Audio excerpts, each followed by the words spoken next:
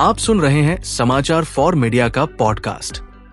Media और advertising जगत की हर बड़ी खबर, एक्सक्लूसिव इंसाइट्स और ट्रेंड्स अब सीधे आपके पास। 1. E4M ऑटो मार्केटिंग समिट और अवार्ड्स 2025 का भव्य आयोजन। एक्सचेंज फॉर मीडिया ग्रुप ने 19 फरवरी को नई दिल्ली में E4M ऑटो मार्केटिंग समिट व अवार्ड्स के उद्घाटन संस्करण का आयोजन किया। दिन भर चलने वाला ये इवेंट ऑटोमोटिव क्षेत्र के प्रमुख दिग्गजों, विशेषज्ञों और बिजनेस हेड्स को एक छत के नीचे लाया, जहां उन्होंने ऑटोमोटिव मार्केटिंग में इनोवेशन, ट्रेंड्स, स्ट्रैटेजीज और ग्रोथ विषय पर अपने विचार साझा किए। प्रेरणादायक मुख्य भाषणों से लेकर इंडस्ट्री की सबसे प्रभावशाली और शानदार कैंपेन को पहचान देने तक, ये समिट व अवार्ड सेरेमनी ऑटोमोटिव मार्केटिंग के भविष्य के लिए एक स्पष्ट दिशा प्रदान करने के साथ साथ इंडस्ट्री के बेहतरीन कार्यों को प्रस्तुत करेगा। दिन भर चले इस समिट के बाद E4M ऑटो मार्केटिंग अवार्ड्स 2025 के विजेताओं की घोषणा की गई। इन अवार्ड्स के जरिए digital marketing, content marketing, influencer marketing, integrated marketing सहित कई श्रेणियों में सबसे प्रभावशाली और इनोवेटिव कैंपेन को सम्मानित किया जाता है। अब बढ़ते हैं अगले खबर की ओर। ITV नेटवर्क ने वरिष्ठ पत्रकार हिमांशु द्विवेदी को किया नियुक्त, सौंपी ये जिम्मेदारी। देश के प्रमुख मीडिया नेटवर्क्स में शामिल ITV नेटवर्क ने वरिष्ठ पत्रकार हिमांशु द्विवेदी को नियुक्त किया है। नेटवर्क ने उन्हें इंडिया न्यूज नेशनल में आउटपुट हेड की जिम्मेदारी सौंपी है। इस नियुक्ति से पहले हिमांशु करीब 1 साल से न्यूज नेशन से जुड़े हुए थे और वहां स्पेशल प्रोजेक्ट की जिम्मेदारी निभा रहे थे। बता दें कि हिमांशु द्विवेदी करीब 18 साल से मेनस्ट्रीम मीडिया में सक्रिय है। आगरा से मास्टर ऑफ जर्नलिज्म की डिग्री हासिल करने के बाद उन्होंने वर्ष 2007 में इंडिया टीवी से मीडिया में अपने करियर की शुरुआत की। इसके बाद करीब 7 साल उन्होंने आज तक में अपनी जिम्मेदारी निभाई और फिर ABP न्यूज ज्वाइन कर लिया।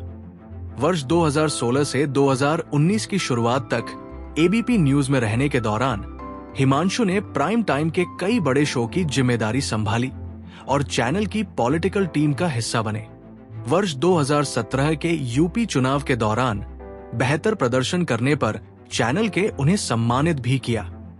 वर्ष 2019 में हिमांशु ने ABP छोड़ दिया और बतौर सीनियर एग्जीक्यूटिव प्रोड्यूसर जी न्यूज से जुड़ गए।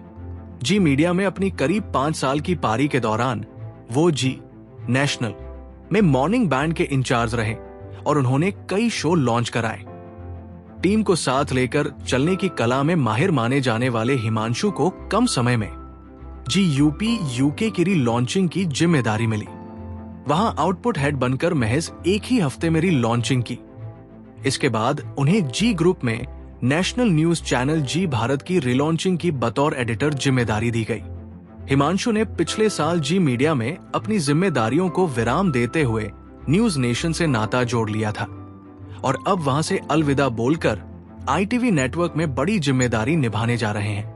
हिमांशु द्विवेदी की नियुक्ति के बारे में ITV नेटवर्क के चीफ एग्जीक्यूटिव ऑफिसर अभय ओझा का कहना है, हम हिमांशु द्विवेदी का ITV नेटवर्क में हार्दिक स्वागत करते हैं। उनका व्यापक अनुभव और कुशल नेतृत्व हमारी संपादकीय टीम को और अधिक सशक्त बनाएगा। हमें पूरा विश्वास है कि उनकी दूरदृष्टि और पत्रकारिता के प्रति उनकी प्रतिबद्धता इंडिया न्यूज को नई ऊंचाइयों तक पहुंचाने में अहम भूमिका निभाएगी। हम उनके साथ मिलकर दर्शकों को बेहतरीन और जिम्मेदार पत्रकारिता प्रदान करने के लिए तत्पर हैं। अब बढ़ते हैं अगले खबर की ओर। OTT प्लेटफॉर्म्स को सरकार की सख्त हिदायत, अश्लील कंटेंट बर्दाश्त नहीं। सरकार ने OTT प्लेटफॉर्म्स को एक एडवाइजरी जारी की है, जिसमें उन्हें सामग्री वर्गीकरण और अश्लील व भद्दे कंटेंट पर प्रतिबंध से संबंधित नियमों का पालन करने की याद दिलाई गई है। ये एडवाइजरी संसद सदस्यों, वैधानिक संगठनों और जनता की शिकायतों के बाद आई है, जिसमें OTT प्लेटफॉर्म्स और सोशल मीडिया पर कथित रूप से अश्लील, पोर्नोग्राफिक और भद्दे कंटेंट के प्रसार को लेकर चिंता जताई गई थी। सूचना प्रौद्योगिकी मंत्रालय ने 2021 के सूचना प्रौद्योगिकी, मध्यस्थ दिशा निर्देश और डिजिटल मीडिया आचार संहिता नियम का उल्लेख किया है। जिसमें OTT प्लेटफॉर्म्स के लिए एक आचार संहिता भी शामिल है। इन नियमों के अनुसार OTT प्लेटफॉर्म्स को किसी भी ऐसे कंटेंट के प्रसारण से बचना चाहिए जो कानून द्वारा निषिद्ध है। उन्हें कंटेंट को उम्र आधारित वर्गीकरण करना होगा और ये रेटेड कंटेंट के लिए एक्सेस कंट्रोल मैकेनिज्म लागू करना होगा, जिससे बच्चों को इसे देखने से रोका जा सके। एडवाइजरी में कहा गया है, आचार संहिता के तहत OTT प्लेटफॉर्म्स को कानून द्वारा निषिद्ध किसी भी कंटेंट का प्रसारण नहीं करना चाहिए। नियमों की अनुसूची में दिए गए सामान्य दिशा निर्देशों के आधार पर आयु आधारित वर्गीकरण अपनाना चाहिए और ये रेटेड कंटेंट तक बच्चों की पहुंच रोकने के लिए एक्सेस कंट्रोल मैकेनिज्म को लागू करना चाहिए। इसके अलावा उन्हें उचित सतर्कता और विवेक का पालन करना चाहिए। सरकार ने स्वनियामक निकायों, सेल्फ रेगुलेटरी बॉडीज की भूमिका को भी रेखांकित किया है, जो ये सुनिश्चित करने के लिए जिम्मेदार है कि OTT प्लेटफॉर्म्स आचार संहिता का पालन करें। इसके अतिरिक्त नियम ये प्रावधान करते हैं कि OTT प्लेटफॉर्म्स के स्वनियामक निकायों को ये देखना होगा कि प्लेटफॉर्म्स आचार संहिता का पालन कर रहे हैं या नहीं। इस परामर्श में उन कानूनी प्रावधानों को भी उजागर किया गया है जो अश्लील या पोर्नोग्राफिक कंटेंट के प्रसारण पर रोक लगाते हैं। इनमें महिलाओं के अश्लील प्रतिनिधित्व निषेध अधिनियम 1986, भारतीय न्याय संहिता BNS 2023, बाल यौन शोषण से संरक्षण पॉक्सो अधिनियम और सूचना प्रौद्योगिकी IT अधिनियम 2000 शामिल है। सरकार ने OTT प्लेटफॉर्म्स को चेतावनी दी है कि यदि वे इन कानूनों का उल्लंघन करते हैं तो उनके खिलाफ कानूनी कार्रवाई की जाएगी। मंत्रालय ने सख्त अनुपालन सुनिश्चित करने की आवश्यकता पर जोर देते हुए कहा, इन सभी प्रावधानों को ध्यान में रखते हुए ये एडवाइजरी दी जाती है कि OTT प्लेटफॉर्म्स को लागू कानूनों और IT नियम 2021 के तहत निर्धारित आचार संहिता का पालन करना चाहिए। विशेष रूप से उन्हें आचार संहिता में निर्धारित आयु आधारित वर्गीकरण को सख्ती से लागू करना चाहिए। अंत में सरकार ने स्वनियामक निकायों से आग्रह किया कि वे कोड ऑफ एथिक्स के उल्लंघन के मामलों में सक्रिय कार्रवाई करें। इसके अलावा OTT प्लेटफॉर्म्स के स्वनियामक निकायों से अनुरोध किया जाता है कि वे प्लेटफॉर्म्स द्वारा आचार संहिता के उल्लंघन के मामलों में उचित और सक्रिय कदम उठाएं। अब बढ़ते हैं अगले खबर की ओर। हवास लंदन की नई CEO बनी हॉली रिपर।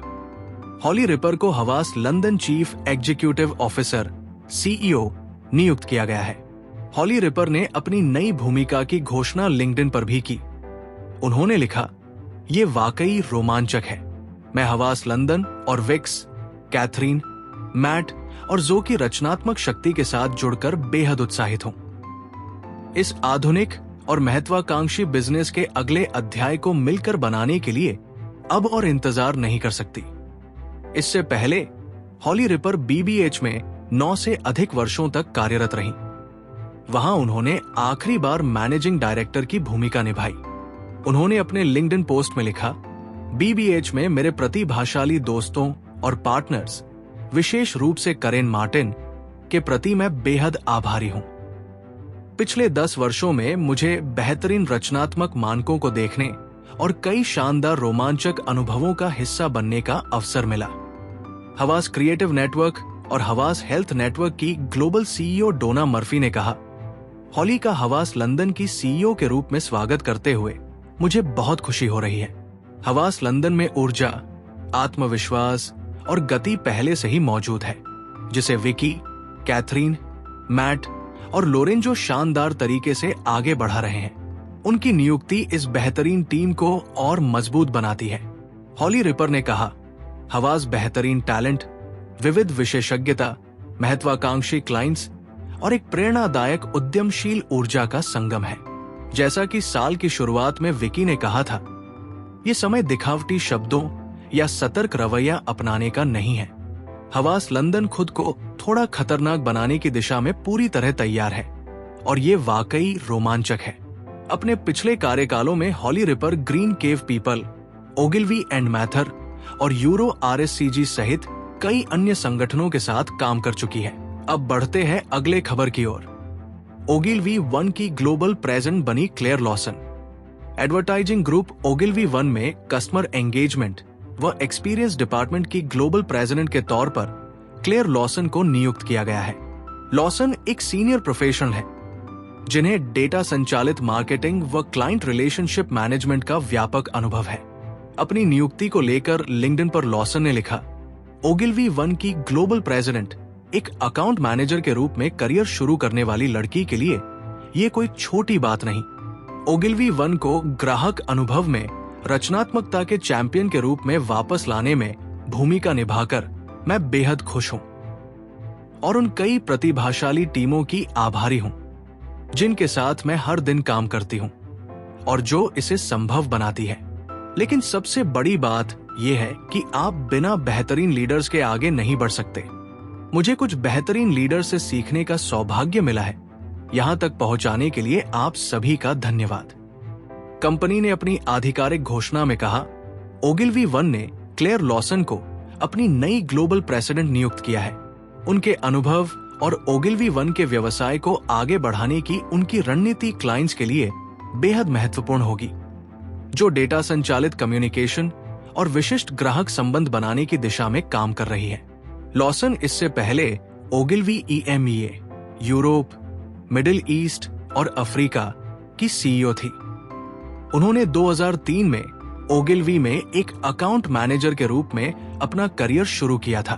अब बढ़ते हैं अगले खबर की ओर।